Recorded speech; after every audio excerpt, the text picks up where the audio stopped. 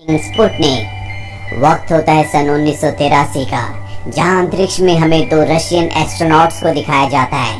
ये वो वक्त होता है जब कोल्ड वॉर लगभग पूरी तरह से खत्म हो चुका है और एक लंबा वक्त बिताने के बाद ये दोनों के दोनों एस्ट्रोनॉट्स अब धरती की तरफ आ रहे होते हैं। तभी इन्हें कुछ एक्सपीरियंस होता है कि इनके स्पेसशिप के बाहर कुछ है जो इनके स्पेसशिप के अंदर आने की कोशिश कर रहा है। ये दोनों के दोनों घबरा जाते हैं क्योंकि इन्हें नहीं पता कि बाहर क्या है।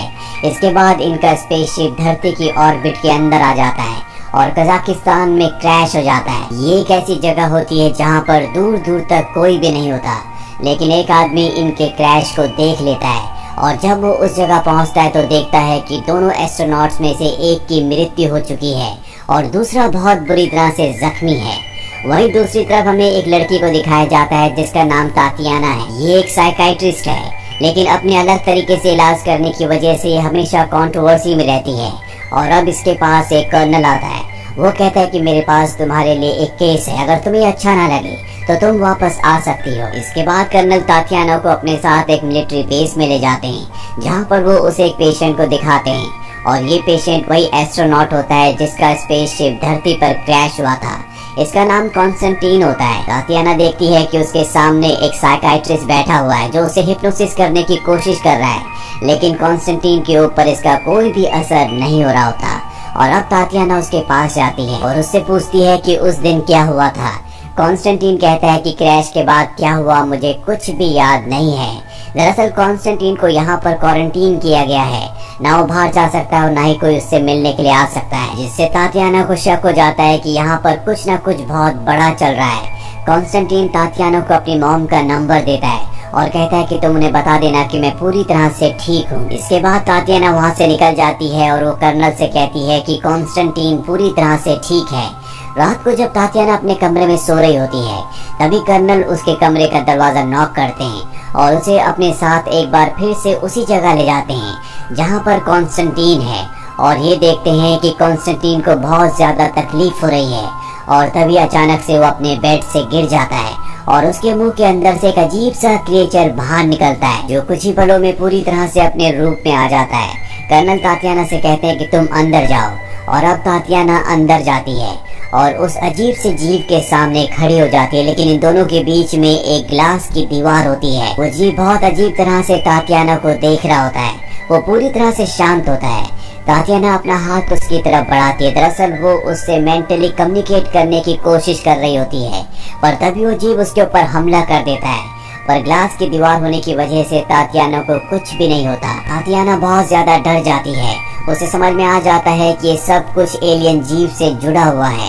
कर्नल तातियाना से कहते हैं कि ये जो जीव है ये कॉन्स्टेंटीन की बॉडी के अंदर रहता है और हम चाहते हैं कि तुम किसी भी तरह से इस जीव को उससे अलग कर दो। तातियाना इस काम के लिए मान जाती है और अब उसे पूरी डिटेल्स दी जाती है, जिसके बाद उसे पता चल जाता है कि वो एलियन जीव कॉन्स्टेंटीन के पेट के अंदर रहता है। इस जीव के अंदर खास पावर्स होती है। जब भी ये कॉन्स्टेंटीन के पेट के अंदर रहता है तो इसकी जो लंबाई होती है वो मात्र 3 सेंटीमीटर होती है, पर जब वो कॉन्स्टेंटीन के पेट से बाहर निकलता है तो 1.5 फीट का हो जाता है। ये जीव कॉन्स्टेंटीन के पेट के अंदर से मात्र आधे घंटे के लिए निकलता है। वो 2:40 पर बाहर निकलता है और रात को 3:10 पर वापस उसके पेट के अंदर चला जाता है।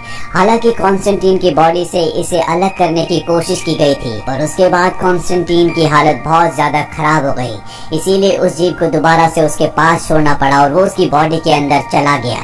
कॉन्स्टेंटीन को इसके बारे में कुछ भी नहीं पता, क्योंकि जब भी वो जीव उसके अंदर से बाहर निकलता है तो कॉन्स्टेंटीन बेहोश हो जाता है और जब तक वो उसके अंदर नहीं जाता कॉन्स्टेंटीन होश में नहीं आता। अब तातियाना कॉन्स्टेंटीन के पास जाती है और उसे कहती है कि लोग तुम्हें पागल कहते हैं और लोगों का ये भी मानना है कि तुमने अपने साथी एस्ट्रोनॉट को मारा है। ये सुनकर कॉन्स्टेंटीन को गुस्सा आ जाता है। दरअसल तातियाना जानबूझकर उससे गुस्सा दिलाना चाहती है ताकि वो उसके ऊपर अलग अलग तरह से रिसर्च कर सके।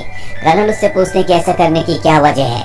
वो कहते हैं कि हमें उसे अलग अलग तरह से टेस्ट करना होगा, साथ ही ये भी पता लगाना होगा कि वो जीव उसके अंदर खाता क्या है। हमें कॉन्स्टेंटीन को नॉर्मल रूटीन जीने देना होगा ताकि उसकी तबीयत पहले से भी ज्यादा बेहतर हो जाए और कर्नल उसकी बात मान जाते हैं। इसके बाद कॉन्स्टेंटीन को एक नॉर्मल रूम में रखा जाता है और अब उसके पास तातियाना आती है। तातियाना को कॉन्स्टेंटीन कहता है कि मेरी पत्नी की मृत्यु हो चुकी है, मुझे अपने बच्चे का ध्यान रखना है, लेकिन मुझे यहाँ पर क्वारंटीन करके रखा गया है। मेरा बच्चा अनाथ आश्रम है, सब मुझे हीरो समझते हैं, लेकिन मेरे बच्चे का ध्यान कोई नहीं रखता। और इस बात से कॉन्स्टेंटीन को स्ट्रेस होना शुरू हो जाता है। और यहाँ पर उसे पता चलता है कि जब कॉन्स्टेंटीन को स्ट्रेस होता है तो उससे उसके पेट के अंदर जो एलियन जीव है उसके हार्मोन्स पे भी फर्क पड़ता है। और अब रात को जब वो एलियन जीव कॉन्स्टेंटीन की बॉडी से बाहर निकलता है, वहाँ पर तातियाना जाती है जिसके पास एक खिलौना होता है, और ये खिलौना वो खिलौना होता है जो कॉन्स्टेंटीन को भी पसंद था। और अब तातियाना तय करती है कि वो उस सेल के अंदर खुद जाएगी जहाँ पर वो जीव है, और अगले दिन वो खिलौना लेकर उस सेल के अंदर जाती है। और जब वो एलियन जीव को खिलौना देती है तो बहुत खुश हो जाता है। वो तातियाना पर ध्यान नहीं देता, और तातियाना उसे टच करने की जब कोशिश करती है तभी उसका पैर स्लिप हो जाता है, जिससे वो एलियन जीव उस पर हमला कर देता है। तातियाना को सेफ्टी सूट पहनाया गया होता है, इसीलिए वो उसे ज्यादा नुकसान नहीं पहुंचा पाता। जिसके बाद इस जगह की लाइट जलाकर उस जीव का ध्यान भटका कर तातियाना को यहाँ से निकाल दिया जाता है। तातियाना को यहाँ पर समझ में आ जाता है कि ये जीव इतना इनोसेंट नहीं है, ये इंसानों के ऊपर हमला करता है। पर अभी भी उसका सवाल ये होता है कि ये खाता क्या है। वहीं यहाँ पर एक और वैज्ञानिक होता है जो पहले इस पूरे के पूरे केस को इन्वेस्टिगेट कर रहा होता है। तातियाना उससे उसके अब तक की रिसर्च के बारे में सब कुछ पूछना चाहती है, पर वो तातियाना को नहीं बताना चाहता क्योंकि वो इस पूरी रिसर्च का क्रेडिट खुद देना चाहता है। तातियाना उससे वादा करती है कि मैं तुम्हारी रिसर्च का क्रेडिट कभी नहीं लूंगी, और इसके बाद वो वैज्ञानिक उसकी मदद करने को तैयार हो जाता है। वो तातियाना को अपने साथ एक जगह ले जाता है और उसे एक दूरबीन देता है और कहता है कि इस दूरबीन से देखो। तातियाना देखती है कि वहाँ पर एक आदमी को लाया जाता है जिसके हाथ और मुंह को बांधा गया है। इसके बाद उसे सेल के अंदर डाल दिया जाता है, और तभी वहाँ पर एलियन क्रिएचर आता है और वो उसे मार देता है। दरअसल वो उसके दिमाग पर हमला करके उसके दिमाग को खा जाता है। तातियाना को समझ में आ जाता है कि ये एलियन जीव इंसानों के दिमाग को खाता है। और अब वो वैज्ञानिक उसे बताता है कि जब हमें कॉन्स्टेंटीन मिला था तो उसकी हालत बहुत ज्यादा खराब थी। हमने उसका हर तरीके से इलाज करने की कोशिश की, पर उसकी तबीयत में कोई भी सुधार नहीं आ रहा था। और एक रात को ये जीव उसकी बॉडी से बाहर निकला और उसने नर्स को मार दिया। इसके बाद कॉन्स्टेंटीन की तबीयत ठीक होना शुरू हो गई।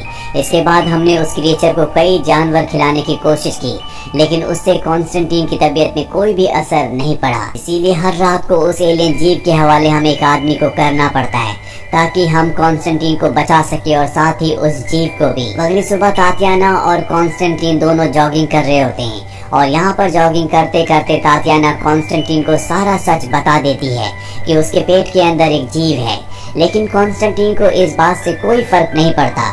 वो तातियाना से कहता है कि हम रात को मिलेंगे, और ये कहकर वो चला जाता है। वहीं तातियाना को कर्नल से पता चलता है कि वो इस जीव को, इस एलियन को इसलिए जिंदा रखना चाहते हैं ताकि वो इसे कंट्रोल कर सके और इसे एक वेपन की तरह दुश्मनों के खिलाफ इस्तेमाल कर सके। वो तातियाना को मजबूर कर देते हैं कि वो उनका साथ दे।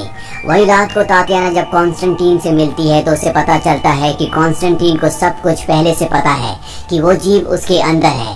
तातियाना और कॉन्स्टेंटीन अब एक दूसरे से प्यार करते हैं, एक दूसरे को पसंद करते हैं। वो कॉन्स्टेंटीन से कहती है कि तुम्हारी वजह से हर रात को एक इंसान की मौत होती है और तुम उन्हें ऐसा करने देते हो। इससे पहले कि आपस में और बात करते यहाँ पर कर्नल आ जाता है और इन दोनों को पकड़ लिया जाता है। अब रात को जब वो क्रिएचर कॉन्स्टेंटीन की बॉडी से बाहर निकलता है तो उसके सामने एक आदमी को रखा जाता है। वो क्रिएचर उसकी तरफ धीरे धीरे बढ़ रहा होता है। इससे पहले कि वो एलियन क्रिएचर उसे मारता, तातियाना उसके सामने आ जाती है और वो गाना गाना शुरू कर देती है जो कॉन्स्टेंटीन को बहुत ज्यादा पसंद होता है, जिससे वो क्रिएचर शांत होना शुरू हो जाता है। इसीलिए वो उस पर हमला नहीं करता। पर तभी वो आदमी जिसे यहाँ पर उस क्रिएचर का शिकार बनाकर लाया गया था वो भागने लगता है, जिससे वो क्रिएचर उसकी तरफ बढ़ता और उसे मार देता है। यहाँ पर तातियाना को समझ में आ जाता है कि इमोशनली कहीं ना कहीं कॉन्स्टेंटीन इस क्रिएचर को पूरी तरह से कंट्रोल करता है। अगली सुबह वो कॉन्स्टेंटीन के पास जाती है और कहती है कि हम दोनों यहाँ से भाग जाएंगे। यहाँ से भागने के बाद मैं उस क्रिएचर को तुम्हारी बॉडी के अंदर से बाहर निकलने पर मजबूर कर दूंगी, और जब वो बाहर निकल जाएगा तो हम उस जगह से निकल जाएंगे। उसे जब तुम्हारी बॉडी नहीं मिलेगी तो धूप में रहने की वजह से वो अपने आप ही मर जाएगा, जिसके बाद हम तुम्हारा इलाज करके तुम्हें बचा लेंगे। कॉन्स्टेंटीन इस बात के लिए मान जाता है और रात को कॉन्स्टेंटीन और तातियाना वहाँ से निकल जाते हैं। वैज्ञानिक की पूरी बात कर्नल को बता देता है, और इससे पहले कि कॉन्स्टेंटीन और तातियाना वहाँ से निकलते, कर्नल अपने सिपाहियों को कॉन्स्टेंटीन और तातियाना को पकड़ने के लिए भेज देता है। दरअसल कर्नल ने ऑर्डर दिए होते हैं कि तातियाना को मार दिया जाए, लेकिन कॉन्स्टेंटीन उसके आगे आ जाता है और कर्नल को किसी भी कीमत पर कॉन्स्टेंटीन जिंदा चाहिए। और अब जब इन दोनों को पकड़ने की कोशिश की जाती है तो ठीक उसी वक्त कॉन्स्टेंटीन अपने आप को इंजेक्शन लगा लेता है, जिससे वो बेहोश हो जाता है और उसके बाद उसके अंदर से एलियन क्रिएचर बाहर आ जाता है। वो सिपाहियों के ऊपर हमला कर देता है। कॉन्स्टेंटीन और तातियाना को यहाँ से भागने का मौका मिल जाता है। दोनों की दोनों जीप से इस जगह से भाग जाते हैं। वहीं कर्नल को दिखाया जाता है जो उस एलियन क्रिएचर के सामने आ जाते हैं, क्योंकि उसने लगभग सभी सिपाहियों को मार दिया होता है। कर्नल उस पर कई गोलियां चलाते हैं। दूसरी तरफ दिखाया जाता है कि अब सुबह हो चुकी है और कॉन्स्टेंटीन जो कि होश में आ चुका है, उसकी तबीयत बहुत ज्यादा खराब है क्योंकि क्रिएचर उससे दूर है। और यहाँ पर तभी इनकी जीप के सामने कर्नल की जीप आ जाती है। कर्नल इन्हें गन पॉइंट पर ले लेता है। तातियाना को अब तक समझ में आ चुका है कि कॉन्स्टेंटीन उस जीप के बिना नहीं बच सकता। जब तक वो जीप उसकी बॉडी के अंदर नहीं जाएगा वो बच नहीं पाएगा।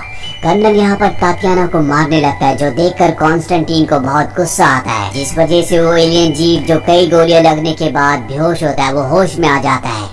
और वो भी बहुत ज्यादा गुस्से में होता है क्योंकि साइकोलॉजिकली वो कहीं ना कहीं कॉन्स्टेंटीन से पूरी तरह से जुड़ा हुआ है और वो कर्नल के ऊपर हमला करके उसे मार देता है। हालांकि वो तातियाना के ऊपर हमला करना चाहता है, लेकिन कॉन्स्टेंटीन उससे प्यार करता है, इसीलिए एलियन जीव जो कि उसके दिमाग से पूरी तरह से जुड़ा हुआ है वो तातियाना के ऊपर हमला नहीं करता और एक बार फिर से कॉन्स्टेंटीन के अंदर चला जाता है।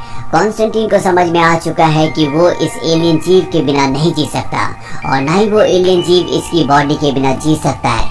ये दोनों के दोनों एक दूसरे से जुड़े हुए हैं और ये जीव पूरी दुनिया के लिए बहुत ज्यादा खतरनाक है, इसीलिए वो अपनी जान ले लेता है, जिसके साथ साथ वो एलियन जीव भी मारा जाता है। कॉन्स्टेंटीन की मौत से तातियाना को बहुत दुख होता है। कुछ दिनों के बाद दिखाया जाता है कि तातियाना कॉन्स्टेंटीन के बेटे के पास जाती है जो अनाथ हो चुका है। वो उसे अडॉप्ट कर लेती है ताकि उसे एक बेहतर जिंदगी दे सके। दरअसल वो भी अनाथ थी और उसने अपनी पूरी जिंदगी अकेले जी है। और इसी के साथ ये कहानी यहीं पर खत्म हो जाती है। उम्मीद करते हैं कि ये कहानी आपको पसंद आई होगी।